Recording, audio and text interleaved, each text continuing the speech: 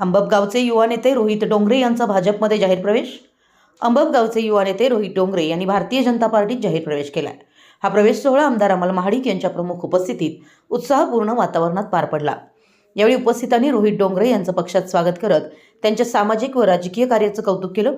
या कार्यक्रमावेळी भाजपमध्ये प्रवेश करणाऱ्यांमध्ये तालुका पदाधिकारी अमर पाटील, आनंदा डोंबाळे, राजाराम माने, संजय वावरे, आकाश डोंगरे, सूरज जाफळे, सुधीर निलजे, बबलू डोंगरे, महेश जंगम, वर्धन शिंदे, विशाल वाघमोडे, सुशांत वाघमोडे, शुभम सूर्यवंशी, नागेश जाधव आणि जुबेर बेडक यांचा समावेश होता.